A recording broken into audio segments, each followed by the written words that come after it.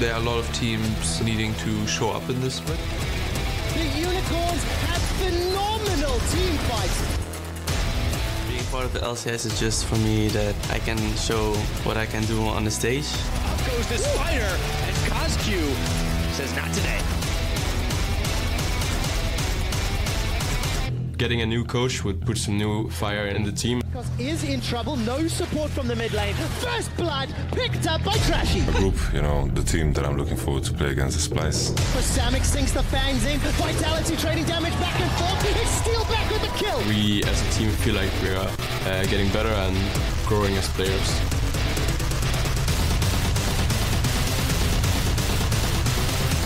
We ended in good terms, but I still feel there's some heat.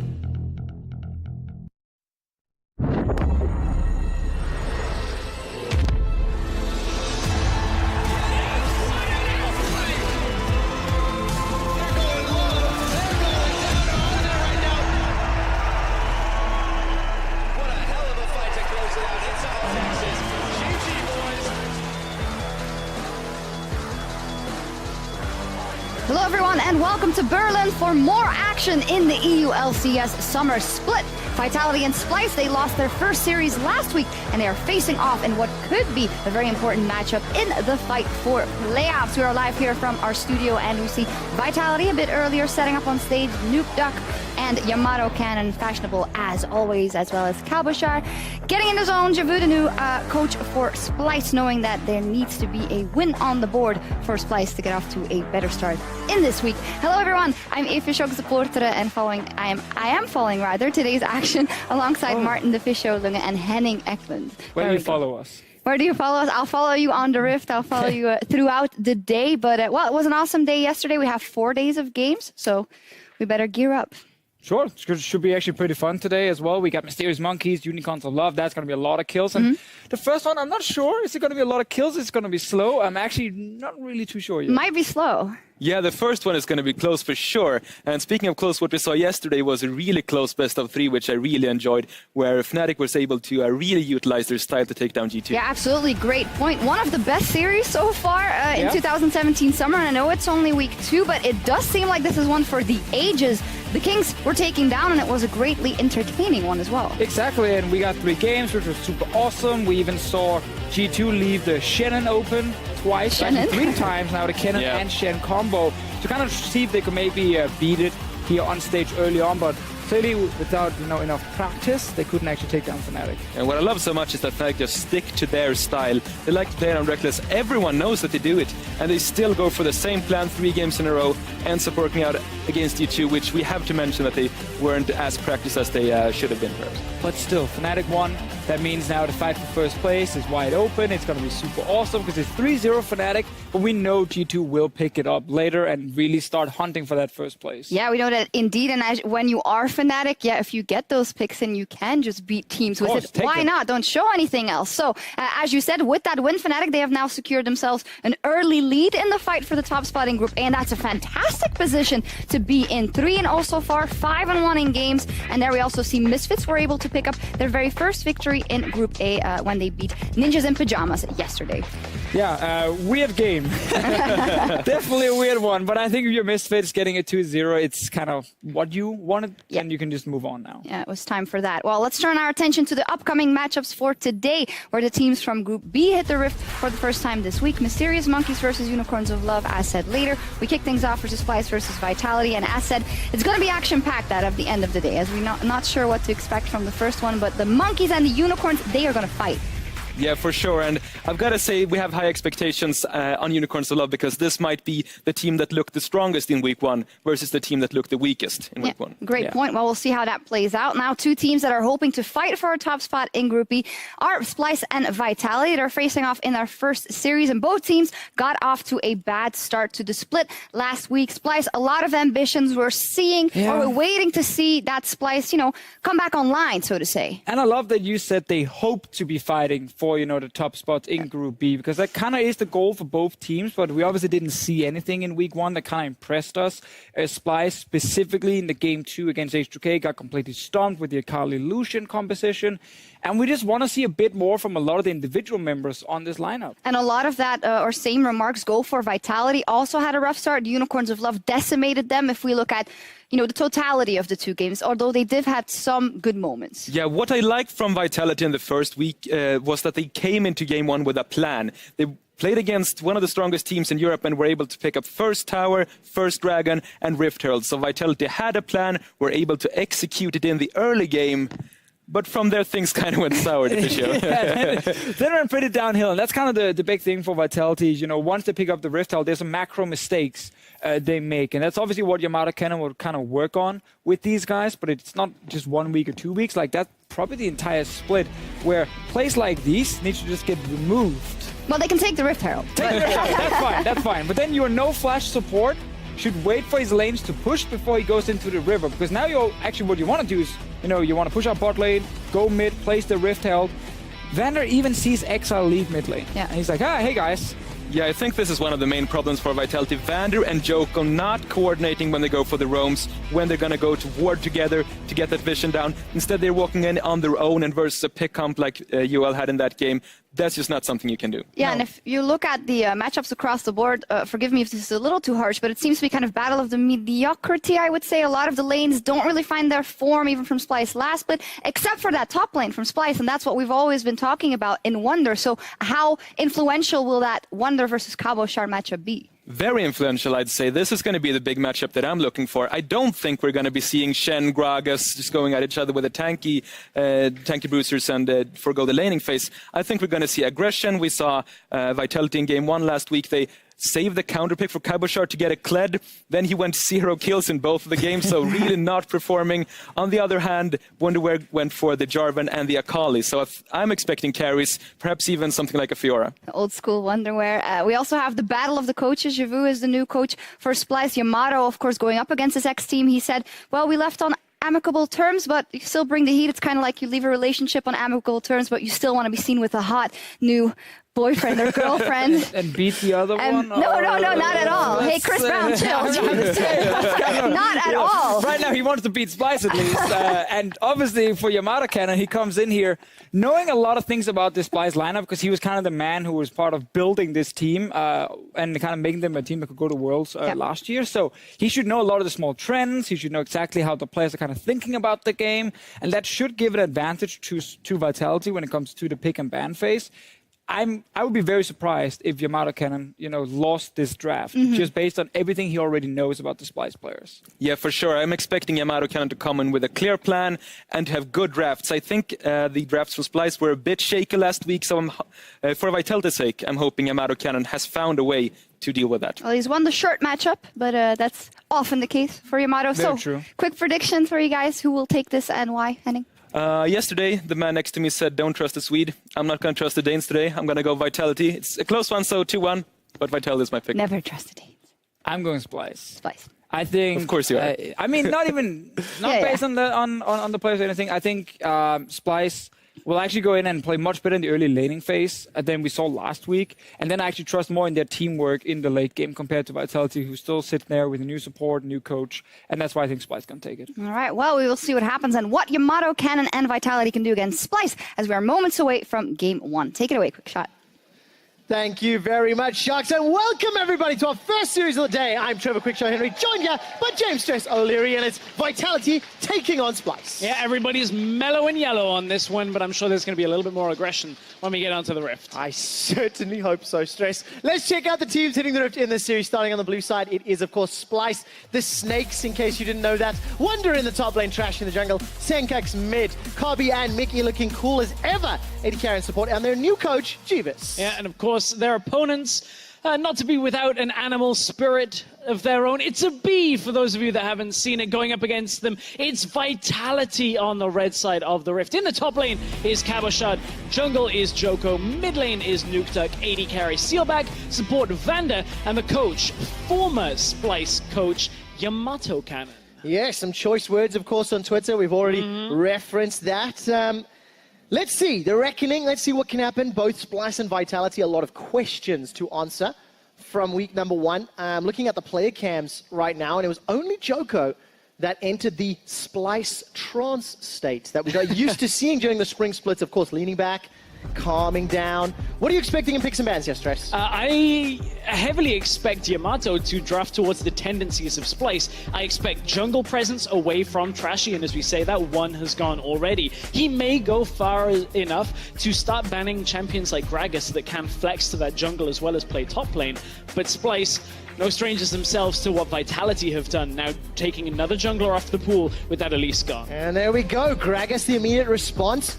Trashy, of course, one of the players that had a challenging spring split.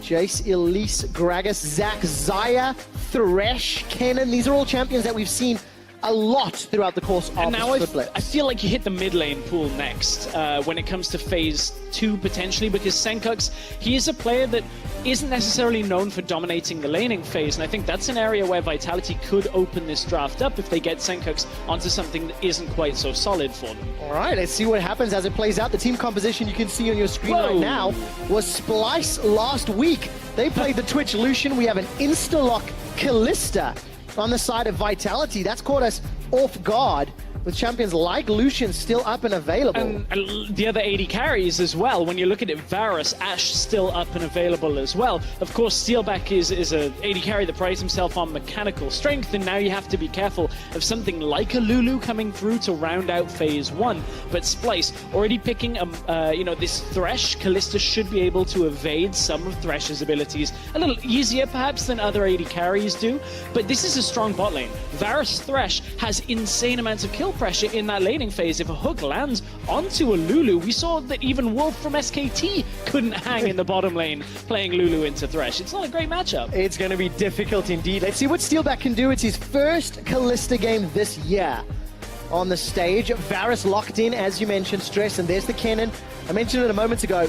Thresh, Kennen, and Xayah had 100% pick and ban throughout the course of summer. Now with Varus and Kalista, Xayah's going to go unpicked. So this bottom lane here for Vitality, despite going away from the Xayah you're talking about, does have a lot of synergy when it comes to denying what Thresh wants to do. Braum typically a good matchup into the Thresh as well.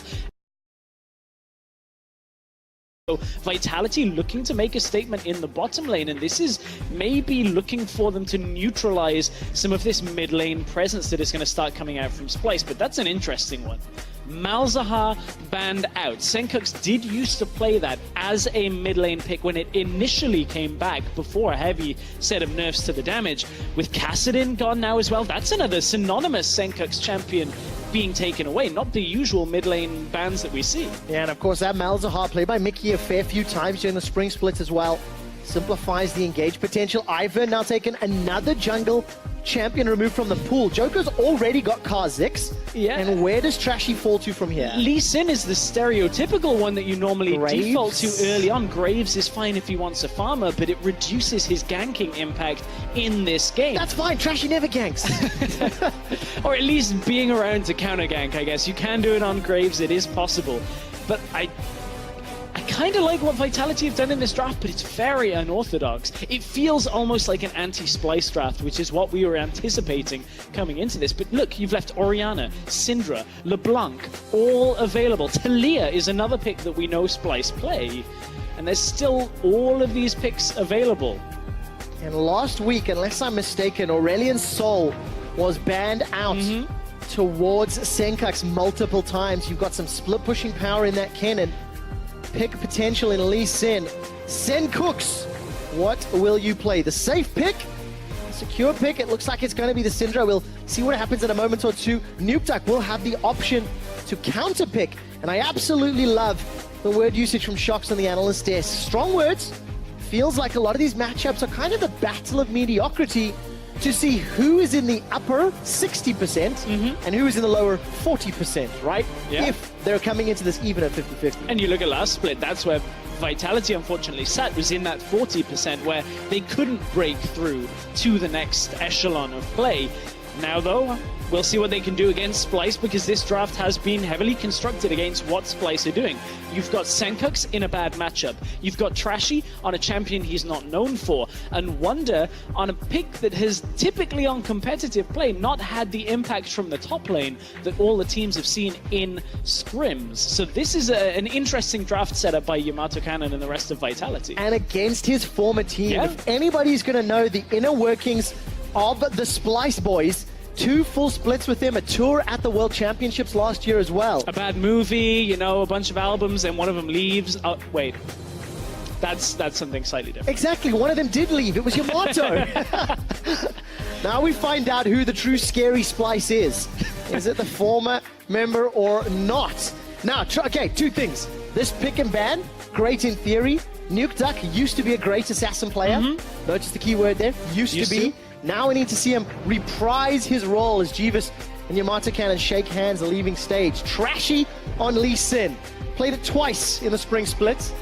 Both times were interesting. They were both losses as well. Yeah, and as we said, it's not the type of champion that he typically is the most successful on. One thing you have to look at, though, for Splyce is they do have strong setups when ahead in the mid, in the top lane. Syndra and Kennen can become uncontrollable to deal with, and they have good push presence in the mid lane with the likes of a Varus later on into the game. So this could be a very interesting game with 2 different team compositions coming through. It could, and we'll find out soon enough. It's Splyce taking on Vitality here in week 2 of the summer split. It is, of course, patch 7.11, which I forgot to mention in picks and bans. Let's see what these guys decide to build, where they decide to go.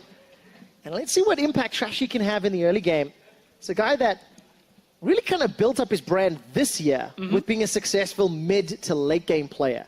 Initiation tool, team fights, definitely scaling into his rank. And now he's on a champion that, while it is useful in the mid to late game, definitely much stronger in the early. Yeah, absolutely. Absolutely stronger early. So as we head onto the Rift for this game, I feel like Vitality's composition maybe isn't necessarily the best composed unity of a comp. You, of course, have decent team fighting when it comes to the Kalista ultimate, the Rumble ultimate, these types of things. But you don't look at it and you say, okay, this is exactly what it does. They can control side lanes quite well with this Fizz, with this Rumble, but against Kennen, that doesn't really hold up for too long in the game. Yeah, and that's something that Splyce will be looking to take advantage of if they can play long enough to get there. I'm looking down the Summoner spells, double TPs on the side of Vitality. It's going to help shore up some of those weaknesses. Exhausts for both of our supports. Obviously, Fizz, Kha'Zix jumping in makes a whole lot of sense. And same on the other end, Lee Sin, Kennen. No shenanigans in the early game here, Stress. So, standard laning phase as we play out. Yeah, Joko's going to get a little bit of assistance on the Raptors to start things off. And we'll see where Joko ends up going. We've had a couple of cheese plays out by junglers trying to get into lanes super early. You can do it on picks like Lee Sin. Haven't seen it so much out of Kha'Zix. A lot of junglers have sat back and just farmed their way up past 6 and tried to play a lot more passive style, which would favor Trashy's play style if that's the way they do, in fact, go on this game. You can see Joko will take red and then continue his jungle path. Yeah, we'll keep an eye on Trashy and Joko's impact later on. Cobby, Mickey going up against Steelback and Vanda. The race for level 2 here. But as you mentioned in picks and bans, Braum pretty good into Thresh. Has some tools to deal with him, and as it stands, Steelback pretty hard pushing that lane. Yeah, Steelback is going to be able to help them get level 2 just a fraction of a second earlier, but you can see that Varus Thresh is very good at evening it up themselves. Was watching Joko on the map to see whether he was going to go into the Splyce jungle, but hitting level 3 off that wrist scuttle means Senkux has to be careful. He fell to a gank like this last week on Lucian. He's going to do it again. Joko was involved in every first blood last week. Not going to pick it up yet. The Raptors are coming to help. First blood, Nuke Duck. Now Trashy's running away with his life. 200 hit points going low. Joko finds first blood in nearly every single game he plays. And this is almost the same that happened last week for Vitality and for Splyce. Joko just going very aggressive early game, however, hook onto Vanda. Vanda gets caught by the Flay, taking a lot of damage. Pierce from Steelback doesn't find his target, and the lane continues to reset. So Senkux last week pushed up in game 2 on Lucian, a little bit later on into the game, but easily got ganked and was taken down by Jankos. This time around, it's Joko comes in from the backside of the lane, is able to take him down for this first blood. And you can see Senkux trying to play the bully phase of this lane. Before level 4, generally you can push a Fizz quite heavily in, but look, Senkux wasn't respecting the damage that's going to come from Kha'Zix, from Fizz, and in goes the first blood onto Nukeduck's Fizz. This is a great start. It is a phenomenal start, and not the first time for Joko. He gets himself yet another first blood, contrasting that to Trashy. 20 first bloods for Joko out of his team's 21 this year, and they've played 32 games. That's 60%.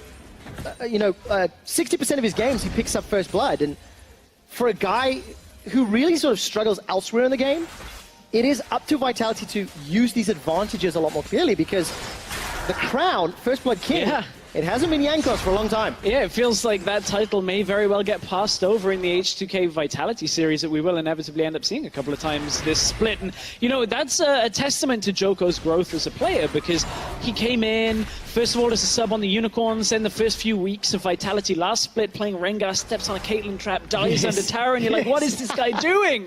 What is going on? Unfortunately for him, it wasn't the best start, but he has improved leaps and bounds when it looks at these early game phases for Vitality. The problem is they just need to kind of have that success later past the 15-minute mark, and that's the growth that I'm expecting a guy like Yamato Cannon to be able to bring to a team, because he did it with Splyce. Well, it's an interesting question, right? Because with Splyce, you had these unmolded, untested, youthful players that learned and could grow under Yamato, who had a significant amount more stage experience than the Splyce boys when they joined. On the other hand, you've now got a group of players under Vitality with a lot of experience, and that old adage, can you teach an old dog new tricks? Is it the equivalent of, like, grumpy old men at that point? I mean, it depends if they win or not, because if they don't win, I've seen Vander be a little bit grumpy from time to time, if anyone follows his Twitter exploits. Yeah, and after the Schalke series that they didn't perform in, and I think that's a real big thing that'll stick out for Vander, is he wants this team to do so well, because the last team he was on did not live up to the hype. He never left LCS. I read that message from Vander. Yeah, I don't know how much you can claim that one for. Well, listen, what is a good sign for Vitality? Last week, even though they lost 2-0, hold that thought, as Cobby's stepping a little far forward. Mickey's got the lantern at the ready, though. He's going to pull Cobby out. Those Vitality early game objectives. 2 out of 2 first bloods. They got first dragon, a bunch. First tower as well. They picked up the Rift Heralds. They didn't use them particularly well, but that can come with practice. I'm expecting that to develop.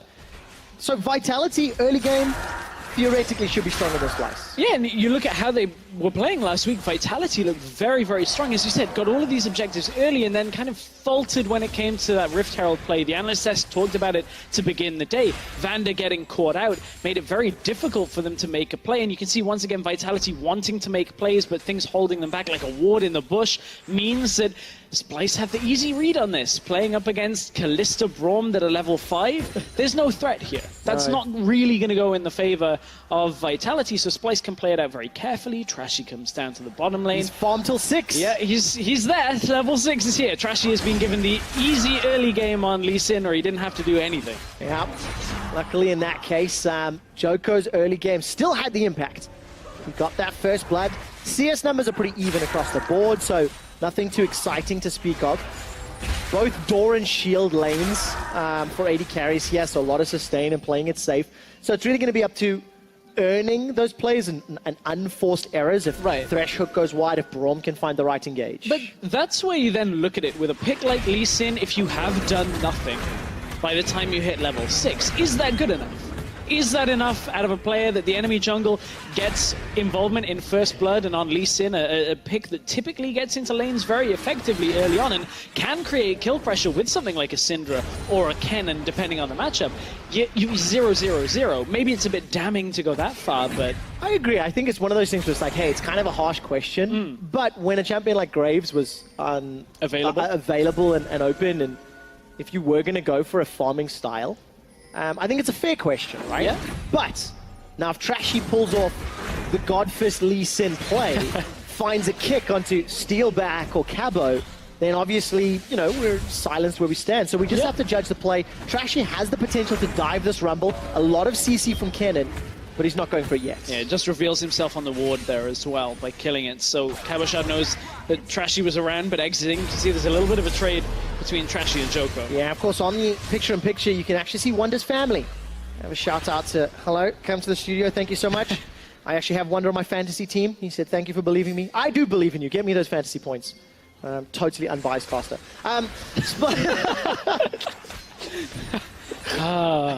That's how this series is going to be. Yeah, I beat Vedius last week because he's a fantasy noob. So that's not really fair. Yeah. And these are the plays we were talking about. Trading ultimates. Yep, good block from Cobby. Just is able to very easily catch steal back. Nobody burns a flash. Nobody burns anything on that exchange. So it's one ult for one ult. And I want to maybe talk a little bit about the reason that Trashy might pick that Lee Sin. Graves offers almost no crowd control. And you look at this lineup, you've got Kennen, who's great once a fight has started. A little bit of pick from Syndra, a little bit from Thresh, some from Varus. But without somebody that can put themselves right out there in front of the team and actually get a fight started, they may have run into issues trying to catch a Kalista or a Fizz or these big damage picks that can actually punish you very heavily. Yeah, and then we see Vander get caught by the Sonic Wave, but Trashy does not follow the Lee Syndrome. Keep an eye on your minimap. Splyce have backed away. Maybe they don't anticipate Vitality risking it for a red buff, or more likely just going to concede.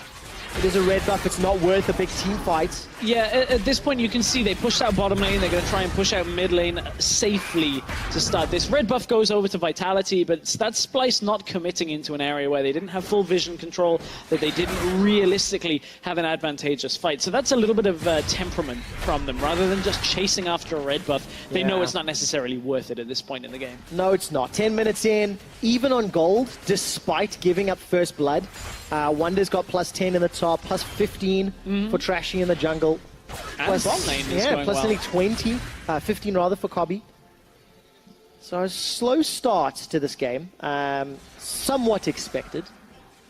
And now we're going to move into this mid game where Joko and Trashy could have some more options. Watch for a TP bot lane. Hang on, look at where that ward is placed. Even though they know Joko's here, they can't react quite in time. Glacial Fisher comes down, Lantern to safety, Cobby and Mickey make it out, and they get the TP. Clean. Looked like they weren't going to be able to react in time, but as soon as that Lantern comes through, Cabo actually stops his teleport from completing, and it means that Cabochard's now stuck under tower in the top lane with a cannon pushing right the way up against the tower. Now Trashy takes Rift Herald as well. This is a pretty early Rift Herald, but we've seen them around this time, 11 to 12 minutes, and generally they don't have the highest utilization, but Cobby manages to get out of bottom lane. Yes, Sentence comes down, Fate's Call is blocked, Cobby's flash was needed. Summoner spell secured, so this is the advantage to Vitality at the cost of a Rift Herald. A dive was slowly being set up, but Cobby and Mickey are now very juicy targets. Teleport for Nukeduck is available, no flashes for the bottom lane of Splyce. And now they can just send Trashy up to the top side, maybe get that Rift Herald into top tower and secure the first tower of the game. Generally, it's going to be 100% success rate if there's nobody to defend the tower behind it. But look at what Vitality are looking for in the mid lane here as well. Splyce reacting, sending their bot lane up towards mid to try and create a second lane of pressure here. Try and deny Vitality's response of pushing out any other lane. And tower first blood, secured by Splyce. That's going to give them a small gold advantage. Look at the minimap. No support yet for Vitality. And while Kabuk is going to be able to defend, this inner turret will take a lot of damage. Yeah, and they're pushing mid lane at the same time. So Splyce trying to hit 2 points on the map. Top tower should not fall here with Rumble being able to push up. Rift Herald will end up dying. But look, Splyce are trying to control mid lane and top lane at the same time. It's just exactly where these teams have consistently performed. Vitality's opening few minutes, pretty good.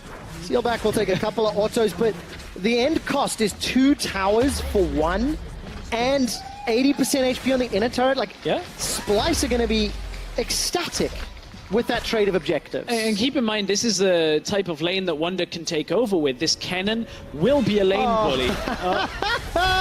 Remember to eat your vegetables, ladies and gentlemen. Just recording on a ward.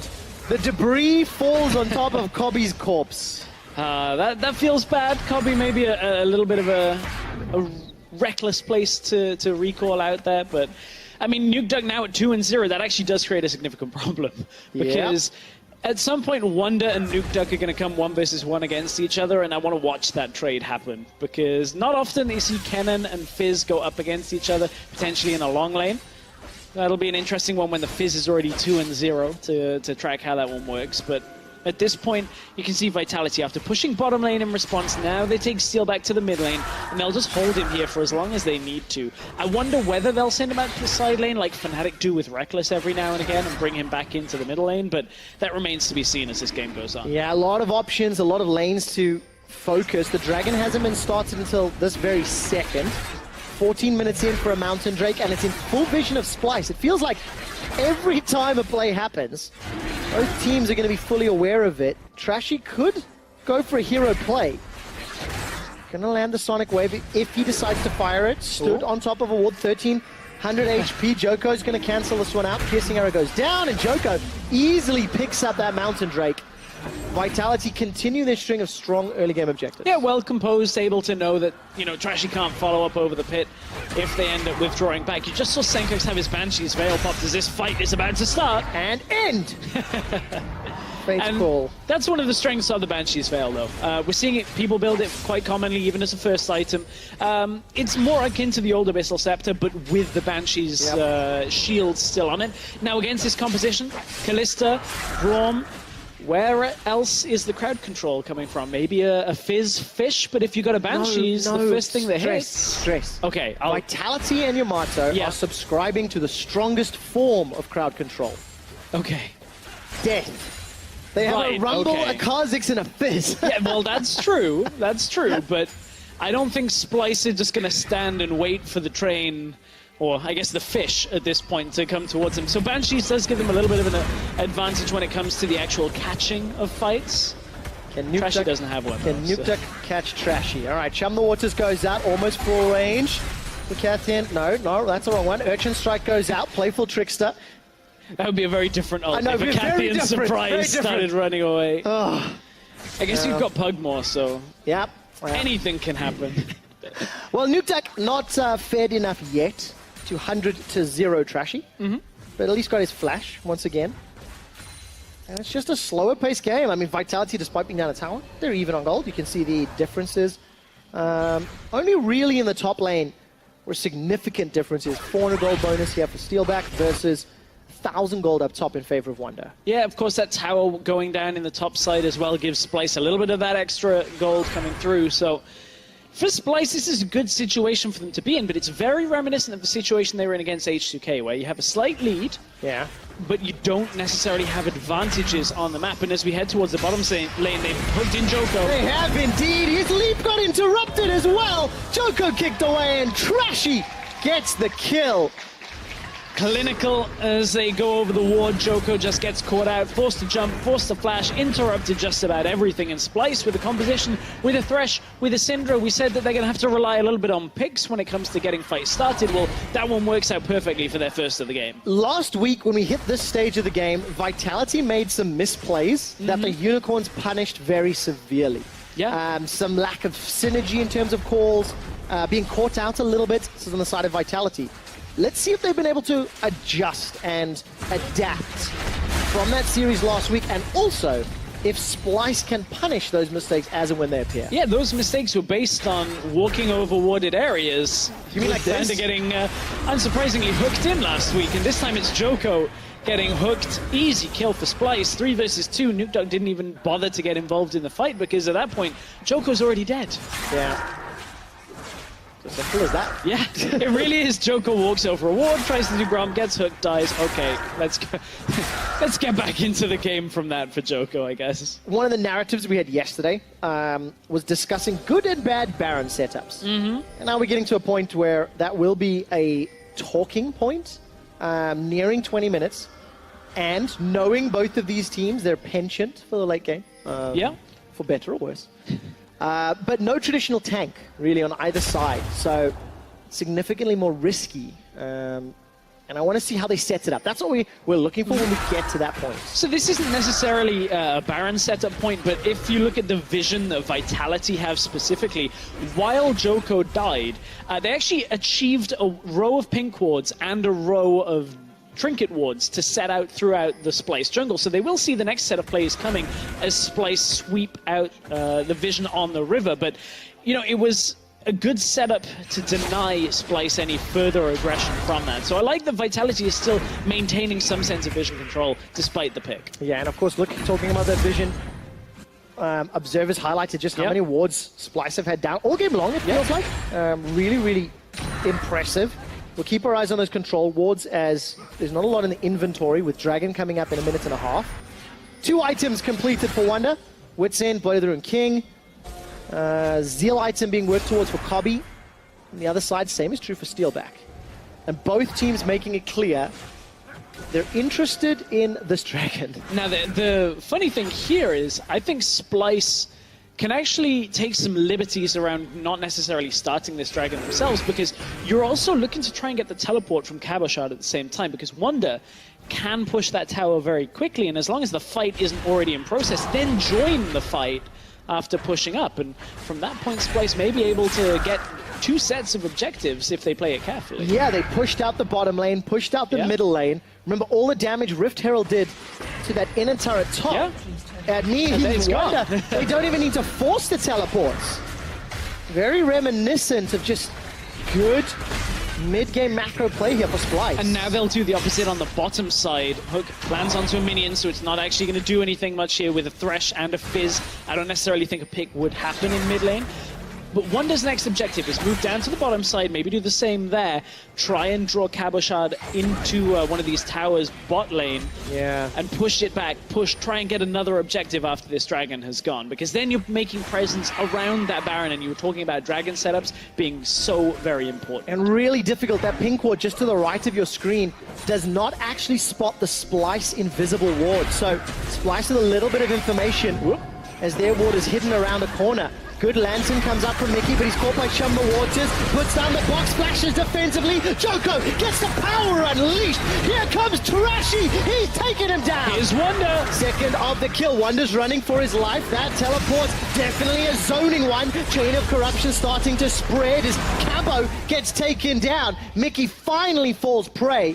And Wonder just takes Vitality on a ring around the rosy. Yeah, Wonder drew 3 members of Vitality back away from the fight as Cabochard actually TP'd in. So at first he looked to go aggressive, maybe looking to flash in with the ultimate, but recognized he would be on his own. The rest of Splyce weren't quite ready to fight themselves, but at the same time, that's 2 kills, plus the Infernal Drake going down in exchange for Mickey's life.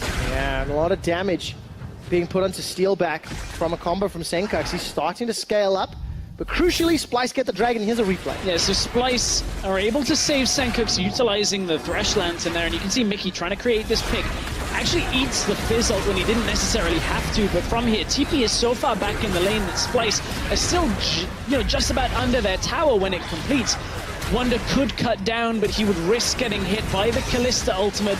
Then Cabochard's in the fight as well, trying to kill the rest of Splyce, but Wonder's done enough holding Vitality back. The Cabo can't do anything 1 versus 3, and everything ends up in Splyce's favor. It does, but not the fantasy points. Is that all you care about in this game? Not all. Okay. But I'm heavily interested in it. It's definitely something that I will be annoying you with throughout the course of the series, Stress. So people don't know how much you talk about this during the week either. So when we get to this point, people go like, stop acting annoyed. Stop acting like he only talks about it now. No, it's a lot. Yeah. It's a lot. Especially when you win. You get to gloat for 7 full days. It's fantastic. Well, take a look at the items again as Splyce extend their gold lead to a very sneaky 4,000. Speaking of sneaky. Sneaky. Nuke Duck. This is the 1v1 we were talking about. Thing is, 2,100 hit points, no flash. It is Hourglass Protobelt. I don't know if Nuke Duck got the damage. I don't know, especially because in a sustained fight, Wonder, he's got the Wit's End, got that magic resistance, he's got the Blade of the Ruined King as well. Like, no, Nuke Duck didn't want the fight. We're never going to see it. Well, that's not fair. We might see it. We're just not seeing it now. Let's see what Nuke Duck can do. He's still got that teleport available. Wonder does not. And notice how all of a sudden the Splyce group is a little more defensive. Wonder can't be pushing as heavily, and he's making his way to the rest of the core team. Nuke was rumbled, was able to spot him out there on that Scryer's Bloom. So with Wonder basically controlling the side lane, it is kind of difficult for Vitality to do too much more. But if they can bring Joko here, flash into the fish. Fish connects, Chum the Waters is going to put a lot of damage in a 2v1. Wonder's in trouble, running for his life. Kill secured, Nuke. And now you look at the map and you say, okay, what was Splyce doing at this time? Now they head towards Baron, but Wonder's already dead. They've lost control of that side lane. Now Nuke with TP takes control of bottom lane, pushes it out up towards the tower, and can cut in behind Splyce if he chooses to. And so crucial. That was the flash that Wonder used to win the previous team fight. The window of opportunity still in favor of Vitality. Good kick flash from Trashy. Death sentence finds Cabo. And Cobby is on the board with another. Okay, there's the reaction from Splyce. They've got full vision control on the top side of the map now. Cabo is on the respawn for 35 seconds now, and at this point, Splyce can look to double down on that vision control, push out the top lane, recall back and get there. But look, Nuke takes an uncontested tower in the bottom lane because nobody could react in time. It's individual plays that almost have no connection between each other and very little consequence in favor of Splyce now, because Vitality just somewhat closed some of the gap here. This is nice out of Trashy being able to go aggressive. You see the mechanics come through, all those Lee Sin games that we've been boasting about Trashy playing. Boasting's a word. I don't think it's the one we used though. But yeah, good mid-game play here from Trashy. 2-0-2. Those were the plays that we needed to see, because you couldn't have done that on a Graves. Yeah. Well done. There's a play-by-play line if ever I've heard one. But important to see them happen, because it is a little bit of a meme. Trashy and Lee Sin. Mickey's going to be the target of Fate's call. Senkax continues to play on the flank. Gigantic bunny rabbit. Not going to find anyone to eat just yet. Defensive flash from Vander. Wonder connects as well. That's a great equalizer from Cabo shot. Vitality's re-engage is starting to sting. A kill onto Wonder. Steelback loses his life in trade though. Senkax going low. The Lantern pulls him to safety, but Nuke gets the shutdown. Joko's looking for another. And Yamato is celebrating. Fight victorious for Vitality. Yeah, Vitality with a good counter-engage, because Splyce were trying to come into that fight from one side. Wonder had to flash forward to try and even just get one stun in that fight. And from there, Splyce continued to try and chase. Mickey was a lot more concerned with Trashy and Senkuk's safety than Cobby's, because Cobby was desperately trying to chase down Steelback for the duration of the second half of the fight. And for now, Splyce recognized that Vitality haven't started the Baron yet, and they don't rush towards what was inevitably a trap. Yeah, look at the ring of vision around the Baron pit. Splyce haven't stepped too far forward yet. Banshee's Veil gets popped. Nuke Duck finds Chum the Waters. Scatter the weak buys a few seconds of time. Senkax goes down. Joko on the board. They'd bought enough time that Splyce thought, okay, maybe now they are doing Baron. Maybe they were waiting and started because there was no vision on the Baron pit. Splyce getting a little bit antsy, and Senkux drifts way too close to the pit, gets taken down.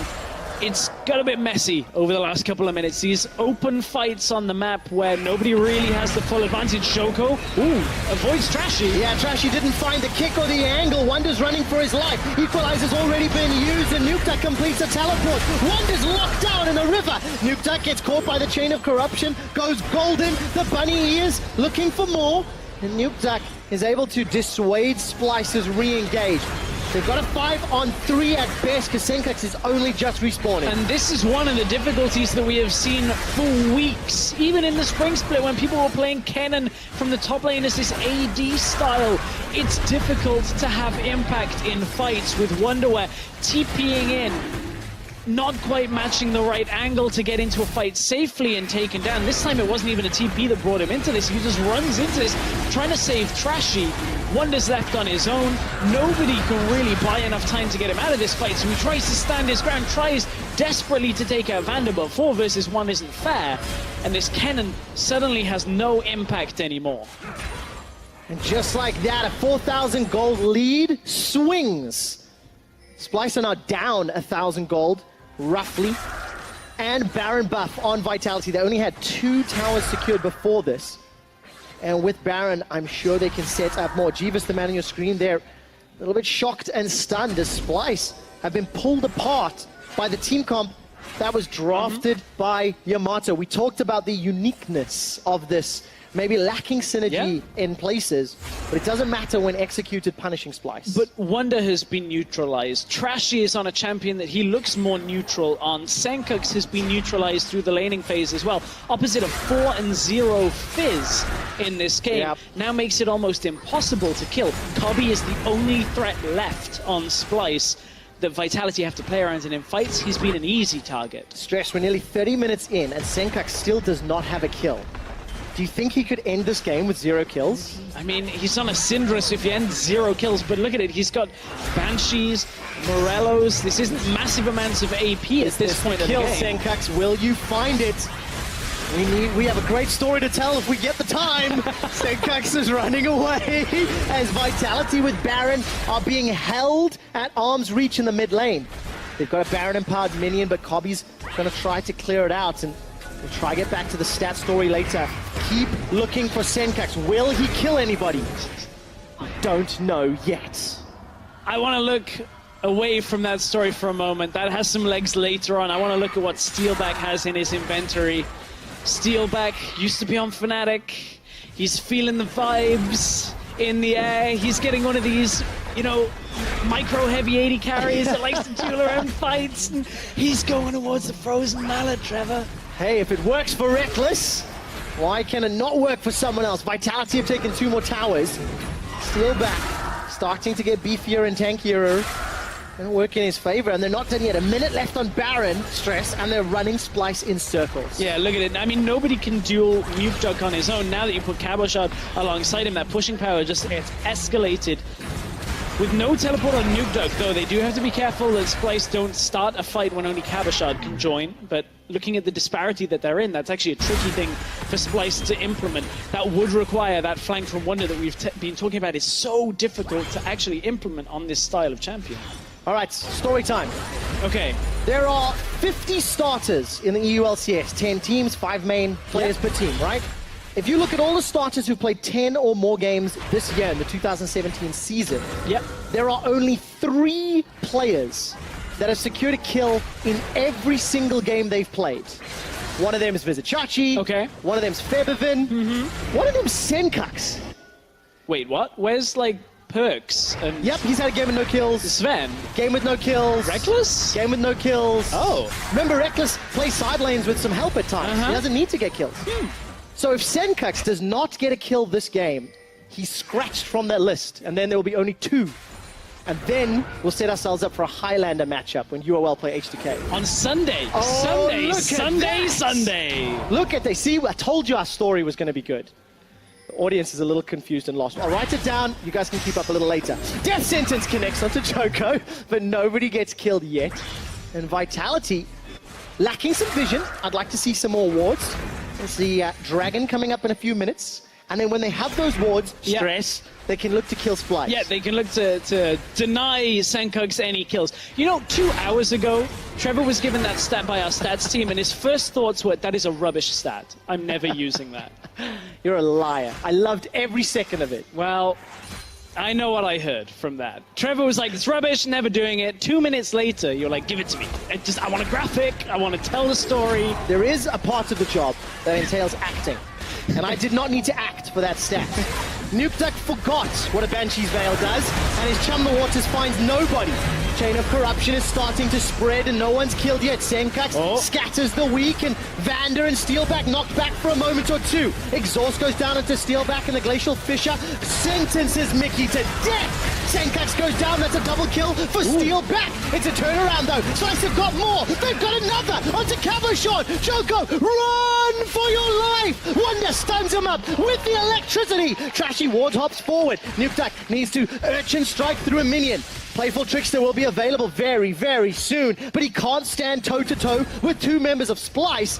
How did Splyce win that fight? Well, Splyce had a good counter-engage. The fish is already back up. Remember, that started this fight out, and Vitality managed to get away with only Nuke Duck remaining in that fight. So Nuktuk opens up with the fish, as he said, onto Banshee's Veil. Senkux doesn't really get too much from this, and watch where Wonder comes from. That's what I want to look for. It's what we've been tracking this entire game. So Senkux split up from the fight. Wonder over on the side is able to force the Zhonyas from Nuktuk, and now Steelback, exhausted on the left side of your screen, gets taken out, and he's one of the big team fighting proponents. Trashy was able to get a kickoff that delayed the save on Steelback, and it was enough to end the fight in favor of Splyce. And at the end of it all, Nuktuk's score reads 4-0-4.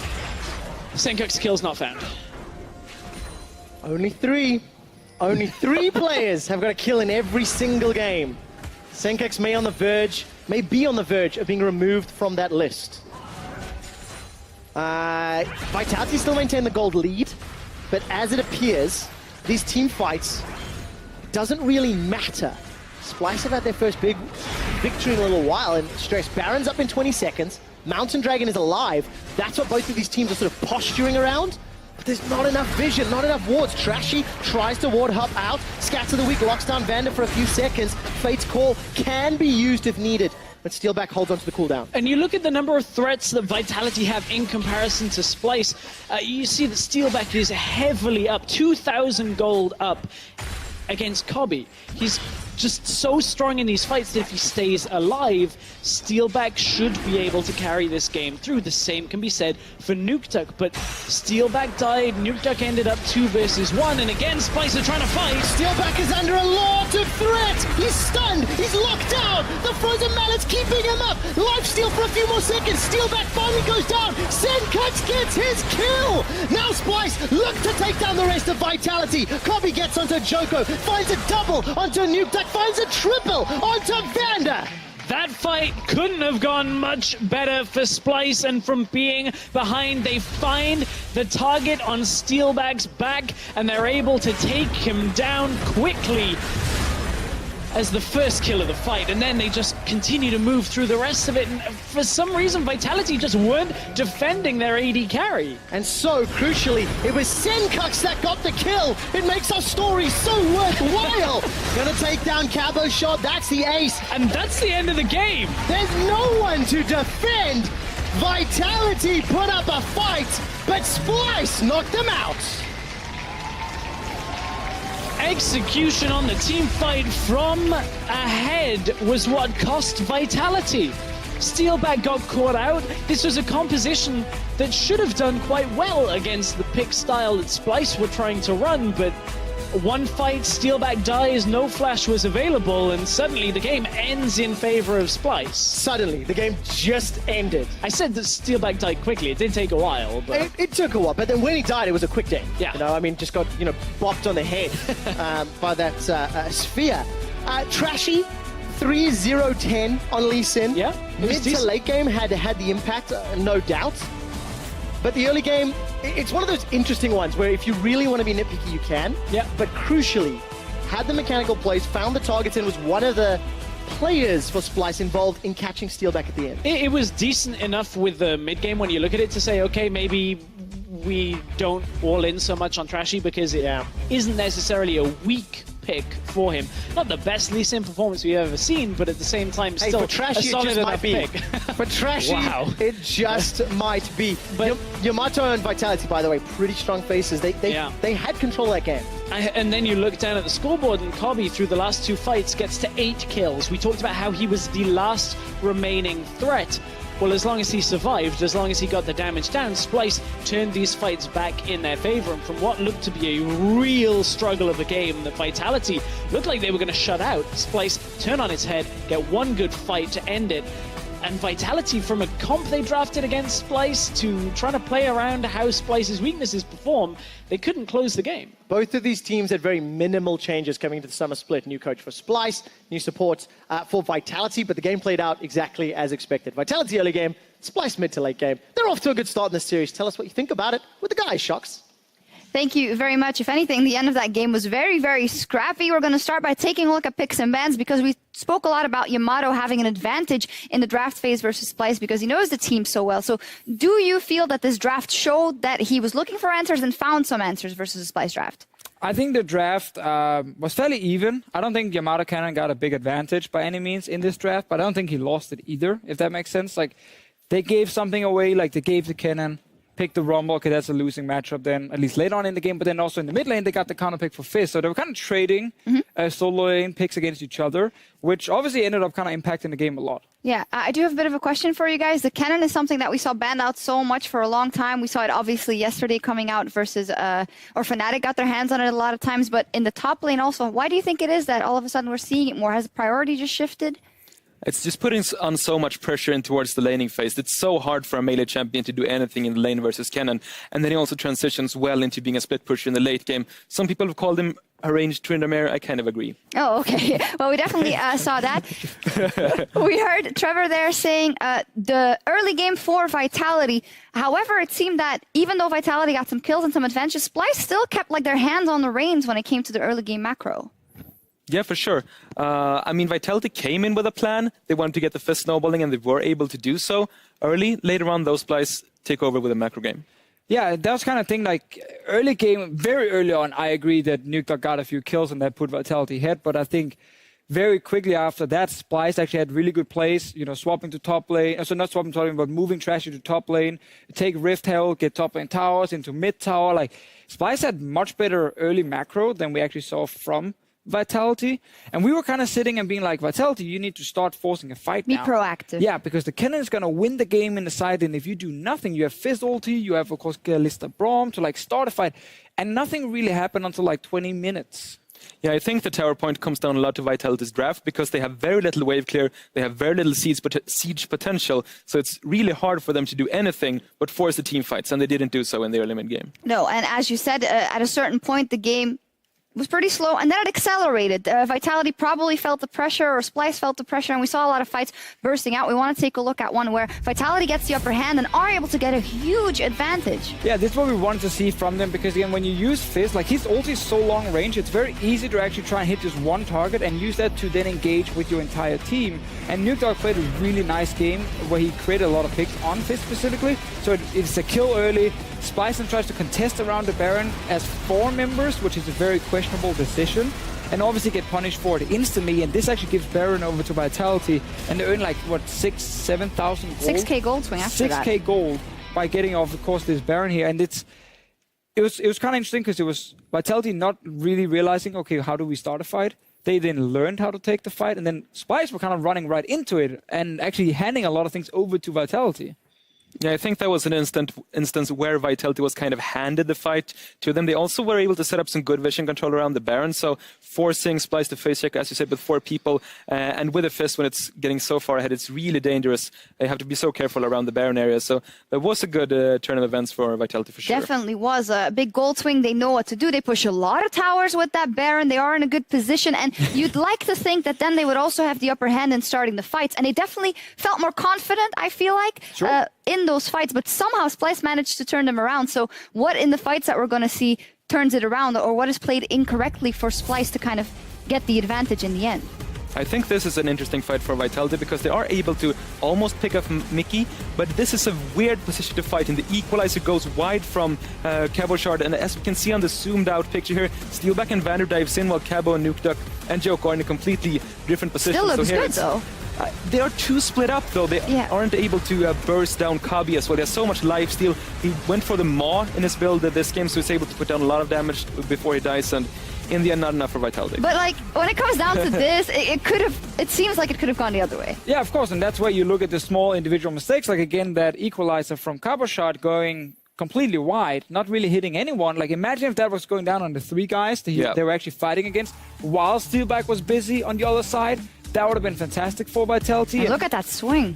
It's a massive swing. But then at the very end, Splyce are like, nah, we're going to get that goal lead back and actually win the game, because obviously they win the following fight and use that. But whenever games are that close, it's always like these key individual things you can look at, being like, ooh, equalizer was wrong. Ooh, Steelback maybe jumped a little bit too far and he got into tower as well, and then he split up, as you highlighted, Henning. And tiny things can just lose you the fight late game.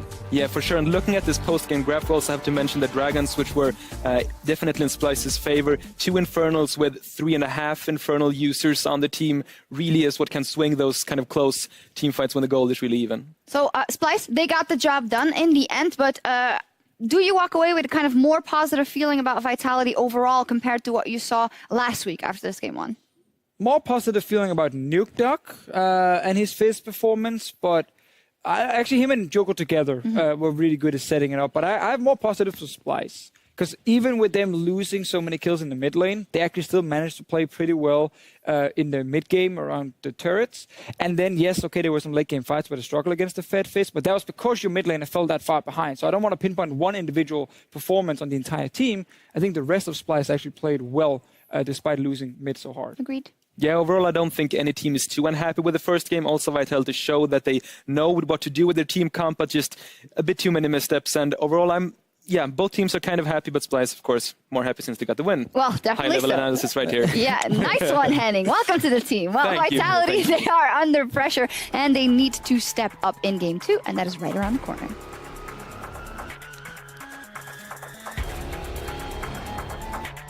This could be a very interesting game with 2 different team compositions coming through. It could, and we'll find out soon enough. It's Splyce taking on Vitality. He's going to do it again. Joko was involved in every first blood last week. Not going to pick it up yet. The Raptors are coming to help. First blood, Nuke Duck.